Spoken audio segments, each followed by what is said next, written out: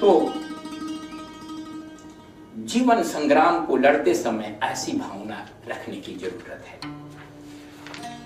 दूसरे दिन का संध्या समय का बेला में भालू बंदरों की सेना एक बार फिर लंका के ऊपर बहुत वेग से एक साथ में वो लोगों ने धावा बोल दिया। और उस समय रावण का पुत्र जिसका नाम मेघनाथ था, वो एक बहुत विशाल सेना लेकर के उन बंदर भालुओं की सेना पर टूट पड़ा और वो अनेक प्रकार के माया शक्ति से माया शक्ति से उसका सिद्धि थी, माया शक्ति से उसमें आई थी, जिसके कारण वो तरह तरह से छल कपट के द्वारा भी, माया शक्ति के द्वारा भी, कभी वो दृश्य हो जाए, कभी अदृश्य हो जाए, कभी सामने प्रकट हो, कभी एक साथ आकाश में कई कई असंख्य रूपों में वो दिखाई पड़ने लगे।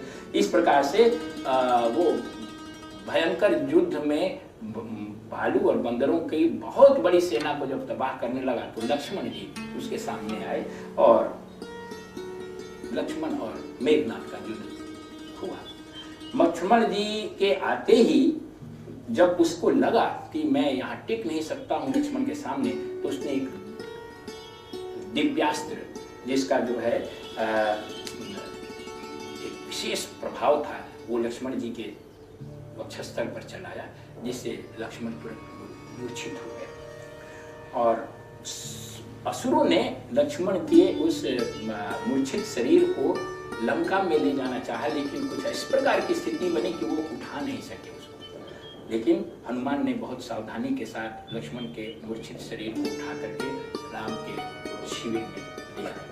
वहां पर लंका से एक विशेष वैद्य बुलाने का प्रयास किया गया, जिसका नाम था सुसेन। और सुसेन वैद्य जो थे वो उनकी देखने के लिए, इलाज करने के लिए बुलाए गए और उन्होंने ये बताया कि इसे यदि ये खास जड़ी बूटी है, इस जड़ी बूटी का लेप लगाया जाए या इसकी दवाई पिलाई जाए, लेकिन ये कल सूर्योदय होने से पहले होनी चाहिए, तब तो इनका प्राण रक्षा हो सकता है। अगर सूर्योदय तक ये जड़ी बूटी इनको न दी गई तो इन्हें फिर से होश में नहीं लाया जा सकता है। ऐसी बात जब सुनी गई हनुमान जी की तरह कि क्यों लाएगा, ये मिलती है कहाँ, तो हिमालय में मिलती है। और हिमालय लंका से कितनी दूर, समय बहुत थोड़ा, फिर भी हनुमान जी ने इस कार्य को अपने हाथ में लिया और संजीवन बूटी नाम थी, उस संजीवनी बूटी को लाने के लिए लंका से उन्होंने हिमालय जाने का अपना निश्चय किया, उड़ान मार दी। इस बीच में रावण को जब मालूम हुआ कि हनुमान जी उस बूटी को लेने के लिए हिमालय की तरफ निकल गए हैं, तो उसने ऐसा एक योजना बनाई ऐसी कि इनको बीच में ही रोका जाए और ये समय पर संजीवनी बूटी न ला सकें। तो एक बड़ा ही मायावी राक्षस जिसका नाम कालनेमी था, उस कालनेमी राक्षस को उन्होंने आदेश दिया कि संजीवनी बूटी वाले रास्ते में ही उनको रोके। और उसने एक प्लान बनाया कालनेमी ने, जिस रास्ते से हनुमान आ रहे थे उस रास्ते में उसने एक सुंदर आश्रम का निर्माण किया, जिसमें तालाब थे, हरे भरे पौधे थे, फलदार वृक्ष थे। और हनुमान जी थोड़े थक गए थे, तो उन्होंने सोचा कि इस आश्रम में हम थोड़ी देर के लिए विश्राम करके फिर चलेंगे। और हनुमान ने ज्यों ही उस आश्रम में अपना उतरे अपने उड़ान से, तो कालनेमी ने बड़ी ही अच्छी तरह से उनका स्वागत किया और उनको ये बताया कि अब पास में ही है, आप यहाँ स्नान करके विश्राम कर लीजिए और हमारे पास आशीर्वाद लेने आइए, जिससे कि आपको मैं आपके काम में शक्ति प्रदान करूं, जिससे आप टाइम पर उस संजीवनी बूटी को लेकर के पुनः राम के पास आप जा सकेंगे। तो इस प्रकार से उन्होंने कहा कि आप स्नान करिए और हमसे आशीर्वाद लेकर के अब तक अपने संजीवनी बूटी लाने के लिए जाइए। ज्यों ही वो वहाँ एक सुंदर सरोवर सा था, उस सरोवर में ज्यों ही स्नान करने लगे तो वहाँ एक घड़ियाल जो राक्षसी थी, घड़ियाल के रूप में, उसने हनुमान जी के पैर पकड़ लिए और उन्हें काटने के लिए वो पैर पकड़ लिया। हनुमान जी ने उसे अपने मुष्टि प्रहार से और प्रहार से, पैर के प्रहार से उसे उसी जगह समाप्त कर दिया। लेकिन मरने से पहले उस राक्षसी ने कालनेमी की असली बात बता दी कि ये राक्षस है और ये इस कारण से यहाँ पर इस रूप में आया हुआ है। हनुमान जी तब कालनेमी के पास गए और उसे कहा कि हे महात्मा, मैं आपका आशीर्वाद लेने आया हूँ, परंतु पहले आप मेरी ओर से गुरु दक्षिणा ले लीजिए। और इस गुरु दक्षिणा में उसने मुष्टि प्रहार से उनका भी काम समाप्त कर दिया। लेकिन इससे समस्या समाधान नहीं हुई। वहां पहुंचने पर हनुमान जी को जो बूटी का लक्षण बताया गया था, उस लक्षण के बहुत सारे पेड़ पौधे दिखाई पड़ने लगे।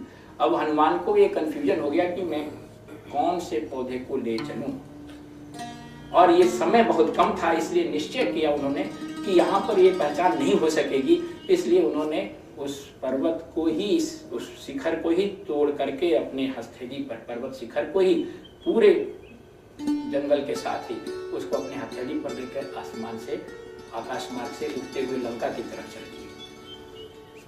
लेकिन आते समय उनका जो मार्ग था वो उसी के ऊपर से था जहां पर भरत जी बैठ करके राम के स्मरण में बैठते थे और शासन चलाते थे। उन्होंने देखा कि रात्रि काल में ये बड़ा विचित्र एक जीव जा रहा है और इतना बड़ा पहाड़ लेके जा रहा है। उन्हें लगा कि ये कोई भयंकर राक्षस है जो महाविनाश करेगा। तो उन्होंने अपना एक विशेष तीर चला करके, बाण चला करके उसको नीचे गिराया।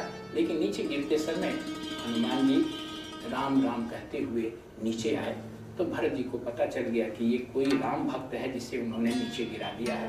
वहां आने पर हनुमान ने सारी बातें बता दी कि ये मैं कौन हूँ, क्यों आया हूँ, क्या लेके जा रहा हूँ। ऐसी जब बात हुई तब भरत जी को बहुत तकलीफ लगी, दुख हुआ, और उन्होंने जितना जल्दी हो शीघ्रता से शीघ्र ये हनुमान वहां पहुंचे। इसलिए उन्होंने कहा कि हनुमान को कि आप अपने पूरे पहाड़ के साथ मेरे बाण पर आप सवार होइए, मैं इस बाण से आपको तत्काल ही राम जी के पास पहुंचा सकता हूं। लेकिन हनुमान ने उसे विनम्रता पूर्वक अस्वीकार करते हुए कहा कि आप केवल हमें अपना आशीर्वाद दीजिए, आपके स्मरण करके ही मैं वहां पहुंच जाऊंगा। और अंत में पर्वत चोटी के साथ हनुमान लंका पहुंचे और वहां वैद्य सुषेण ने सूर्योदय से पूर्व ही एक विशेष बूटी बनाई, लेप लगाया और उन्हें पिलाया लक्ष्मण जी को। और उस चमत्कारी बूटी के सेवन से लक्ष्मण जी की आंखें खुल गई और राम के शिविर में प्रसन्नता की लहर छा गई।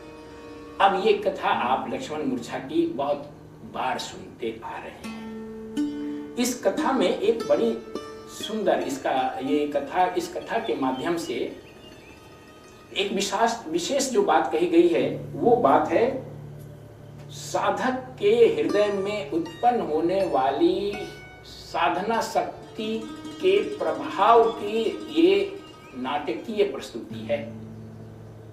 हर व्यक्ति जो साधना करता है उसके अंदर साधना के कारण एक शक्ति उत्पन्न होती है, उसका नाम है साधना शक्ति। श्री हनुमान उसी साधना शक्ति के प्रतीक हैं। हम आप सबके हृदय में हनुमान हैं और उनकी ताकत उसी अनुपात में है जिस अनुपात में हमारे अंदर, आपके अंदर साधना शक्ति है। जिसके अंदर ज्यादा साधना शक्ति है उसके अंदर हनुमान का प्राकट्य उतना ही ज्यादा है और जिसके अंदर कम है उसके अंदर उतना ही कम है।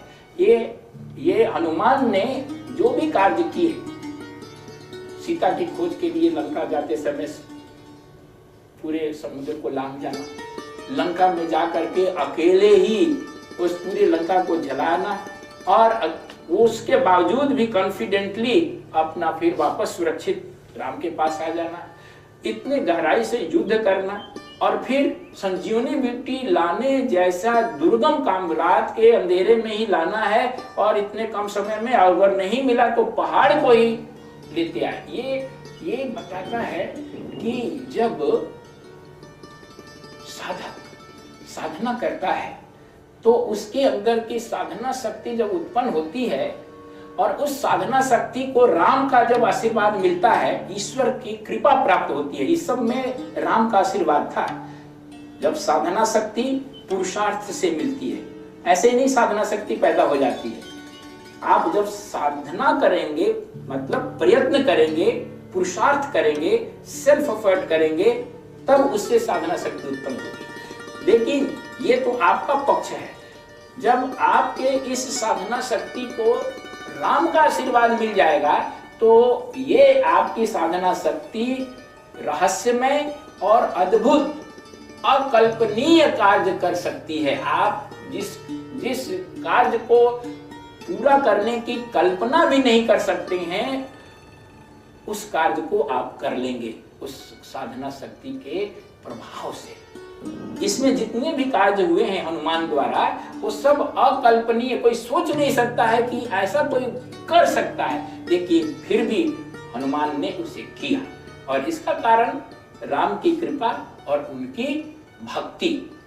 उसी तरह से भरत जी ने आकाश में इतना विशाल पहाड़ लेकर के उड़ने वाले एक जीव को उन्होंने एक तीर मारा और वो नीचे आ गया। और इतना ही नहीं, जब उनको मालूम हुआ कि ये लक्ष्मण मूर्छा को दूर करने के लिए इस पर औषधि जा रही है, तो उनको कहते हैं कि आप मेरे इस बाण पर सवार हुई है, इस पहाड़ को लेकर के मैं पल भर में ही राम के पास पहुंचाता हूं। यह अद्भुत कार्य है, यह असंभव कार्य है। लेकिन भरत भी उसी प्रकार से भक्त थे राम के, और उनके अंदर भी साधना शक्ति इतनी ही ऊंची थी, और उनको भी राम के इतना आशीर्वाद कृपा प्राप्त थी कि इस प्रकार का अनहोनी, अलौकिक और अकल्पनीय कार्य को करने के लिए उनमें क्षमता आ गई थी। इतना ही नहीं, इस साधना शक्ति और ईश्वरीय भक्ति का एक और उदाहरण है, और उसके लिए आपको आरण्य कांड में जाना पड़ेगा। जब राम और लक्ष्मण सबरी के आश्रम में गए थे, और सबरी के आश्रम में वहां सबरी ने इन दोनों का स्वागत करने के लिए अपने फल बेर जो दिए थे, लेकिन लक्ष्मण उसको नहीं खाया क्योंकि उसके ऊपर दांत के निशान थे। उन्होंने झुंझला करके अपने बाणों पर उसे चढ़ा करके और दूर उत्तर की तरफ फेंक दिया था, जबकि रामचंद्र उसको बड़े स्वाद से, प्रेम से बड़ाई करते हुए खाए थे। लौकिक लोक कथा के अनुसार उस समय लक्ष्मण ने उस सबरी की भक्ति का अपमान किया था। उसके द्वारा दिए गए फल को न खा करके फेंक देना, झुंझलाना और उसे झूठा समझ करके और दूर फेंक देना एक प्रकार से सबरी की भक्ति का अपमान था। लेकिन सबरी की भक्ति के अपमान का फल तो उन्हें शक्तिमान लगने के कारण मूर्छा का दुख सहने, दुख भोगने का तो मिल ही गया। और अंत में उसी भक्ति की ऐसी मान्यता है कि जो संजीवनी बूटी थी वो उसी फल से के बीज से निकले हुए पौधे की संजीवनी बूटी थी। तो उस लक्ष्मण का जान बचाने के लिए यही भक्ति की जो बूटी थी, संजीवनी बूटी सबरी के फल की, वही जान बचाई। ये भी उस भक्ति की महान शक्ति का, प्रभाव का एक नाटकीय प्रस्तुति है। तो इस प्रकार से आप देखते हैं कि आपके जीवन में भी, आपके जीवन में इस प्रकार के बहुत सारे अवसर आएंगे जहां आपको लगेगा कि ये असंभव काम है। लक्ष्मण का मूर्छा से फिर से जीवित करना असंभव काम है। रात भर में इतनी दूर से वो ले आ, वो ऐसी बूटी आ जाए। लंका और हिमालय एकदम, कितना उत्तर दक्षिण में कितना फर्क है, समय इतना कम है, और वहां से कोई ला नहीं सकता था, लेकिन फिर भी आई और उसे खा करके या उसका लेप लगा करके लक्ष्मण की प्राण रक्षा हुई। आपके जीवन में भी ऐसा लगेगा कि अब आपका जीवन शायद नहीं बचे, इस समस्या से आप उबर नहीं सके, ये समस्या आपको विनाश कर देगी, नष्ट कर देगी आपके जीवन पर, आपके जो सम्मान है या संपत्ति है या आपका जो कुछ है वो नष्ट होने वाला है, ऐसा कभी आ सकता है। लेकिन यदि आप भक्ति से पूर्ण हैं, यदि आप समर्पित हैं, यदि आपको अपने ईश्वर में या राम में आपको पूरा भरोसा है, तो आपके अंदर की साधना शक्ति के प्रभाव से इस प्रकार से आप व्यवहार करेंगे कि आप उस समस्या से बहुत अच्छी तरह से सेफली निकल जाएंगे। इस तरह से रावण को जब लक्ष्मण के स्वस्थ होने का पता चला तो वह बड़ा निराश हो गया, और तब उसने अपने छोटे भाई कुंभकर्ण, जो 6 महीने के लिए जब सोता था और 1 दिन के लिए जगता था, उसको जगाने के लिए कोशिश करने लगा। उसकी सहायता के लिए वो उसको जगाना शुरू किया, और बड़ी कठिनाई से हजारों पात्र मदिरा पिलाने और सैकड़ों भैंसा का मांस देने के वादा करने के बाद किसी प्रकार से वो कुंभकर्ण को जगाने में सफल हुआ, और कुंभकर्ण को जगते ही उसने रणभूमि में भेज दिया। जब कुंभकर्ण रणभूमि में आया तो उसने राम की सेना में भयंकर तबाही कर दी, क्योंकि उसका शरीर बहुत विशाल था और उसमें बड़ी व्यापक शक्ति थी। वो अपने विशाल शरीर से बस वो बंदर और भालुओं को तो बस पकड़ता था और खाता जाता था। उसके अंदर एक अतिरिक्त भूख इतनी थी कि वो कभी मिटती ही नहीं थी, और उस संग्राम में आकर के केवल बंदर भालुओं को वो जितने को खा सकता था, कुछ को कांख में दबा करके, कुछ को पैर के नीचे दबा करके, कुछ को हाथ से, किसी को पंजे में, किसी को किसी प्रकार से दबा के मारता था और तुरंत खा जाया करता था। ऐसा लगा कि शीघ्र ही ये सेना समाप्त हो जाएगी। इसकी स्थिति को देख करके राम जी जो थे वो बड़े चिंतित हो गए, और उन्होंने उस महाविनाशकारी कुंभकर्ण को एक विशेष बाण से उन्होंने पहले उसकी दोनों भुजाएं काटी, और जब भुजा कट गई तो वो और ज्यादा विकराल हो गया, भयंकर हो गया। और जब देखा रामचंद्र ने कि उसकी इस विशालता और भयंकरता को देख करके स्वर्ग के देवता भी भयभीत हो गए हैं, तो उन्होंने असंख्य बाण चला करके उसके खुले हुए मुंह को बंद कर दिया। वो केवल खाता रहता था तो बंद कर दिया। इतना ही नहीं, उसने तब अपने पैरों से या शरीर के वजन से वो जहां जाता था वो कुचलता हुआ जाता था, और राम के सामने उसने एक विशेष प्रकार का अस्त्र चलाया, जिससे कि लगा कि रामचंद्र के ऊपर वो वार कर रहा है।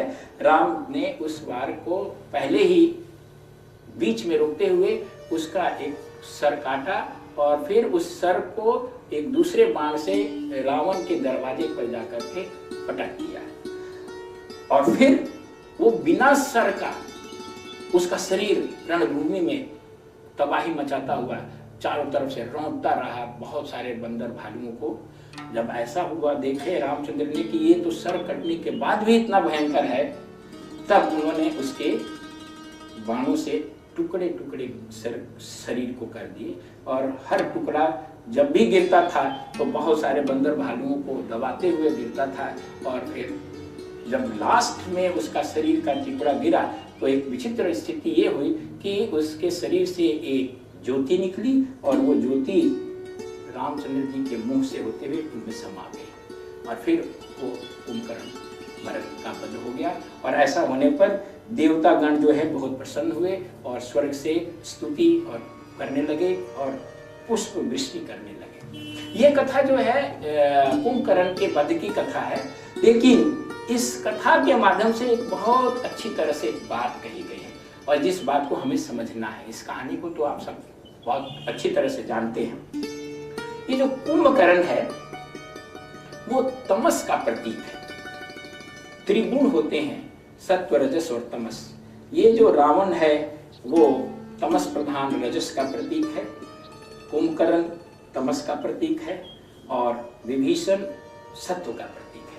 ये त्रिगुण जो हैं ये हर जगह हैं। कुंभकर्ण का विशाल शरीर है, और ये अतिरिक्त भूख से ये हमेशा जब तक जगा रहता है तो खाता ही रहता है।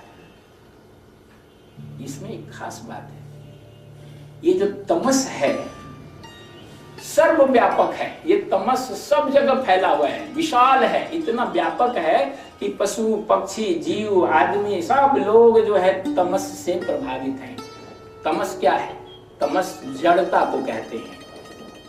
निद्रा, भय, क्रोध, लोभ, अहंकार, प्रतिशोध, ये सब जो ऋणात्मक विकृतियां हैं व्यक्तित्व में, वो तामसिक है, तमस है। और ये केवल एक जगह नहीं है, ये व्यापक हैं। पशु, पक्षी, आदमी, देव, सब लोग इससे प्रभावित हैं। इसका मतलब कि ये कुंभकर्ण जैसा विशाल है और ये कभी कभी इसका पेट नहीं भरता है, ये खाता रहता है। तमस के कारण हर पल हर क्षण लाखों आदमी तमस के कारण मर रहे हैं। तामसिक वृत्ति के कारण लाखों लोग हर पल हर क्षण मर रहे हैं। यानी ये तमस जो है हर पल हर क्षण लाखों लोगों को खाता रहता है। और जब वो आया तो भयंकर तबाही मचाया युद्ध में, और बंदर भालुओं को तो रौंदता हुआ, पकड़ता हुआ गाजर मूली की तरह खाता रहा। बंदर भालू जो है भावना के प्रतीक हैं।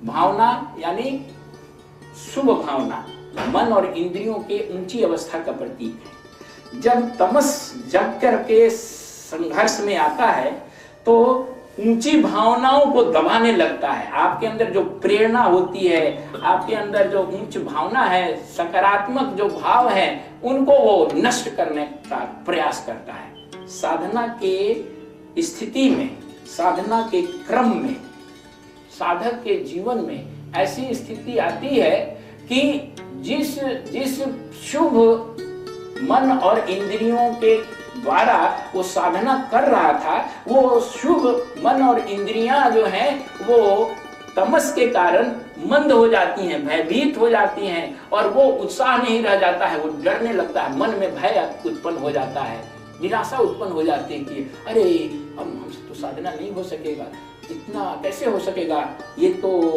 हमारे अंदर इतनी गड़बड़ी है, इतनी हमारे अंदर खराबी है। सामने कुंभकर्ण आ जाता है। तो साधक जो है अपने ही अंदर के गलतियों को, अपने अंदर के दुर्गुणों को देखने लगता है, और उन दुर्गुणों को देख करके वो निराश हो जाता है, दुखी हो जाता है। उसका उत्साह जो है वो समाप्त होने लगता है कि कैसे होगा, हम इतने दिन से साधना कर रहे हैं फिर भी हम लोभी हैं, हम इतने दिन से साधना कर रहे हैं फिर भी हम क्रोधी हैं, हम इतने दिन से साधना कर रहे हैं, मेरा मन काम में और दूसरी जगह चला जाता है। तो आदमी के मन में निराशा होने लगती है, दुख होने लगता है। उस समय राम आ जाते हैं। जब बंदर और भालू भयभीत हो जाता है तब राम आ जाते हैं। यानी जब आपके अंदर की शुभ प्रेरणा जब दबने लगती है, निराशा आ जाती है शुभ प्रेरणा में, तो ईश्वरीय शक्ति आपको मदद करती है, और ईश्वरीय शक्ति उस तमस के टुकड़े टुकड़े करती है। धीरे धीरे क्रम से कभी हाथ पहले काटती है, फिर दूसरी हाथ काटती है, फिर उसके सर काटती है, फिर भी वो रहता है। तो उसको अलग अलग टुकड़े में फेज वाइज उस तमस को वो ईश्वरीय शक्ति समाप्त करती है। ये कुंभकर्ण को जगाने में बहुत परेशानी हुई और रावण को बहुत प्रयास करना पड़ा, तब कुंभकर्ण जगा। ये बात हमको पहले कहनी चाहिए थी, लेकिन हम अभी बता रहे हैं कि ये जो इतने मुश्किल से उसको जगा, इसमें भी एक बात है। साधना करते करते साधक सतही तमस को तो हटा देता है। अपने अंदर जो सतह में तमस है, जो सामने उसके विकृति अवगुण दोष दिखते हैं, वो तो देख करके व्यक्ति अपने आप को हटा दे, अपने को उससे दूर कर लेता है, उसको समाप्त कर देता है। लेकिन कुंभकर्ण जो है वो अचेतन मन में विद्यमान तमस की जड़ों का प्रतीक है। तमस की जो जड़ होती है वो कारण शरीर में, अचेतन मन में गहराई से बैठी रहती है, जो सामान्य आरंभिक साधना की अवस्थाओं में साधक को दिखाई नहीं पड़ती। उसको बड़े मेहनत करके, प्रयास पूर्वक, बहुत ज्यादा अंतरावलोकन करके, आत्मविश्लेषण करके, बार बार अपने आप को अंदर से झांकना पड़ता है कि मेरे अंदर क्या खराबी है अभी, और उस खराबी के जड़ों में तब तक नहीं जाया जा सकता है जब तक कि गहराई से चिंतन मनन आप ना कर लें। जब चिंतन मनन करते हैं तब अचेतन में दबी हुई जो तामसिक जड़ें हैं, उन तामसिक जड़ों को साधक सतह पर लाता है, उनको गहराई से निकाल के सतह पर लाता है और उसको ईश्वरीय शक्ति राम के सामने प्रस्तुत करता है। ये करने के लिए साधक को कठिनाई का सामना करना पड़ता है, समय लगता है, नहीं तो आम तौर पर ये चीजें आम तौर पर नहीं होती है। आदमी ये समझने लगता है कि अब हमारे अंदर कोई तमस नहीं है, हम सारे दोष दुर्गुण से दूर हो गए, हम में न काम है, न क्रोध है, न लोभ है, अब हम उत्तेजित नहीं होते हैं। लेकिन इसकी जड़ें गहराई में बनी रहती है और ये जल्दी जाती नहीं है। लेकिन जैसे जैसे जैसे जैसे आप साधना करते रहते हैं, करते जाएंगे, वैसे वैसे आपके अंदर संवेदनशीलता बढ़ती जाती है। जैसे मान लीजिए कि किसी व्यक्ति को गंदे रूम में रहने की आदत है, तो जो व्यक्ति गंदे रूम में रहने की आदत जिसमें है, तो उसके घर में यदि जाला लगा हुआ है, धूल पड़ी हुई है या सामान अस्त व्यस्त है, तो उसको इसमें कोई परेशानी नहीं होगी, वो उसको नॉर्मल मानेगा, ठीक है। जैसे कि शराब पिया हुआ व्यक्ति और बेहोश होकर के गर्मी के दिन में रोड पर गिर जाता है, नीचे धरती गर्म है, ऊपर आकाश गर्म है, उसका बदन नंगा है और सड़क पर वो लेटा है, आप सोच रहे हैं कि बड़ा आनंद से है, उसको इस गर्मी का एहसास नहीं है नीचे ऊपर का, क्योंकि उसकी सेंसिटिविटी कम हो गई है, संवेदनशीलता कम हो गई है, वो बेहोश है, एक प्रकार से मदहोश है। उसी प्रकार से जो गंदगी में रहने को आदी हो जाता है, तो अपने आसपास की गंदगी उसे दिखाई नहीं पड़ती। लेकिन जिसे सफाई पसंद है, जो सफाई जगह में रहता है, और वो अगर उसके कमरे में अगर थोड़ी सी भी धूल आ जाए, थोड़ा सा भी जाला आ जाए, जरा सा भी सामान अस्त व्यस्त हो जाए, तो वो सेंसिटिव है, वो तुरंत उसको जान जाएगा और उसे समाप्त करना शुरू करेगा या चाहेगा कि हम इसको ठीक कर दें। उसी प्रकार से जैसे जैसे पहले तो व्यक्ति के अंदर अधिक तमस रजस रहता है, सत्व कम रहता है, तो अपनी बुराइयों के प्रति, अपनी खराबियों के प्रति, अपने दोष दुर्गुणों के प्रति व्यक्ति उतना सचेत नहीं होता है। लेकिन साधना करते करते जब व्यक्ति उन्नत अवस्था में पहुंचता है, तो उसे अपने दोष दुर्गुण बुराई तमस के बारे में संवेदनशीलता बढ़ जाती है और तब वो चेतन मन के ही नहीं बल्कि अवचेतन और अचेतन मन में भी जो तमस की जड़ें हैं, सूक्ष्म और बहुत अति सूक्ष्म, जो दिखाई नहीं पड़ती है, उनको भी वो चाहता है कि हमारे अंदर से एकदम पूरी तरह से निकल जाए। यही इसमें उसे प्रयास करना पड़ता है, समय लगाना पड़ता है। यही कुंभकर्ण को जगाना है। कुंभकर्ण का जगाने का मतलब अचेतन मन से गहराई से, मन की गहराई से, व्यक्तित्व की गहराई से तामसिक वृत्तियों, तामसिक दुर्गुणों के जड़ को बाहर करना, निकालना, जगाना और फिर उसे ईश्वरीय शक्ति के सामने प्रस्तुत करके उसका, लेकिन वो तुरंत नहीं जाएगा, फेज वाइज, उसको क्रम वाइज, टुकड़े टुकड़े में, और इसमें धीरज रखने की जरूरत है। साधक को निराश नहीं होना है, क्योंकि वो बंदर भालू निराश हो गए थे कि अरे इतना बड़ा कुंभकर्ण को कैसे हम लोग मारें। आपको निराश नहीं होना है, क्योंकि आपके अंदर का मन, आपकी इंद्रियां निराश हो जाएंगी कि हमारे अंदर तो बहुत दोष दुर्गुण है, हम कैसे साधना करेंगे, हम तो कामी हैं, क्रोधी हैं, लोभी हैं, अहंकारी हैं, हमें तो बहुत है, हम तो साधना कैसे कर सकते हैं, हम नहीं कर सकते हैं। ऐसा निराश अगर आप हो जाएंगे तो आप साधना में आगे नहीं बढ़ेंगे। यहाँ ये बता रहे हैं तुलसीदास जी इसके माध्यम से कि आपको निराश नहीं होना है, आपको बस भगवान को पुकारना है, समर्पित हो जाना है, और परमात्मा जो है, ईश्वरीय शक्ति जो है, वो उसको एक एक करके क्रमशः ढंग से उसको समाप्त करेगी। इस प्रकार से कुंभकर्ण की मृत्यु के बाद रावण अत्यंत दुखी हो गया, और जब उसको काफी दुखी था रावण, तो उसका पुत्र मेघनाथ फिर उसके सामने आया, उसको इंद्रजीत भी कहते हैं, कि और बड़ी बड़ी बात कहने लगा कि आप दुखी नहीं हुए, वो चाचा जी चले गए तो कोई बात नहीं, हम लड़ाई करेंगे और देखते हैं कैसे होगा। मेरे पास एक ऐसा रथ है जिसको कोई विध्वंस नहीं कर सकता है, तोड़ नहीं सकता है। इसलिए वो बहुत बड़ी बातें कहते हुए रावण को आश्वासन दिया कि वो युद्ध करने जाएगा। और इस प्रकार अगली सुबह जो है वो अपने चमत्कारी रथ पर बैठ करके, जो कभी ध्वंस नहीं हो सकता है, वो बंदर भालुओं की सेना पर अट्टहास करते हुए टूट पड़ा। राम के सैनिकों पर वो जब वार करता था तो खूब अभिमान से अट्टहास करता था, और आते ही के साथ उसने एक विशेष बाण चलाया, और वो विशेष बाण था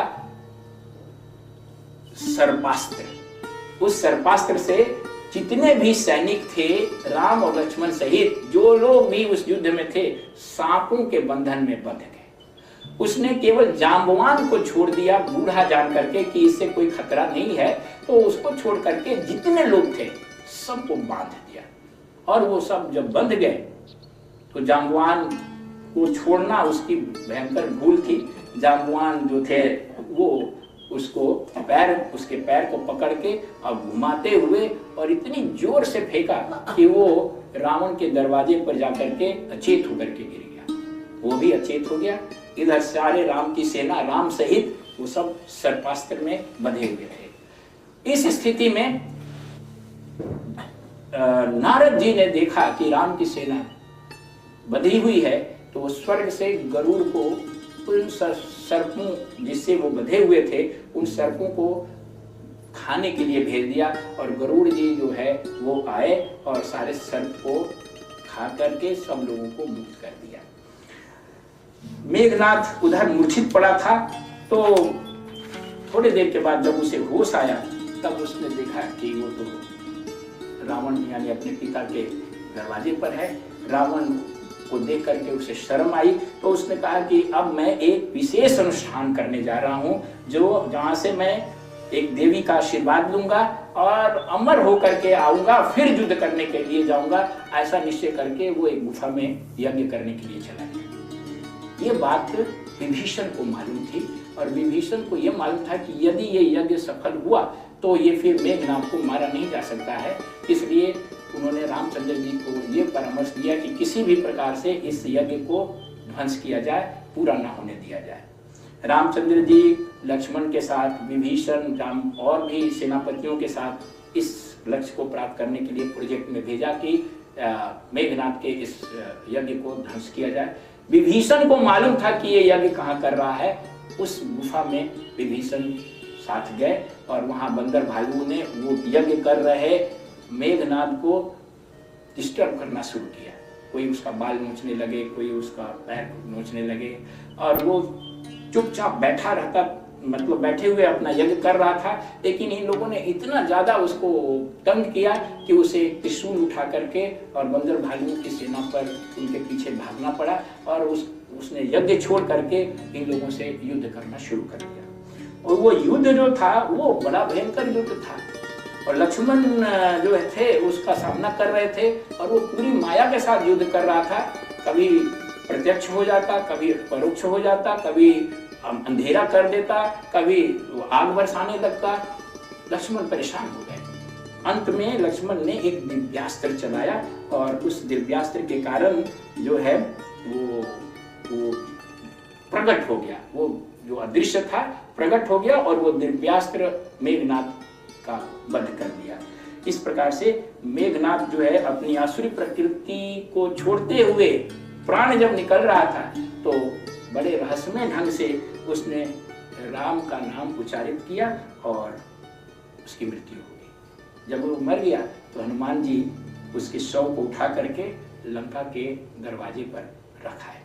ये कथा मेघनाथ वध की है। इसमें दो एक बात जानने की जरूरत है।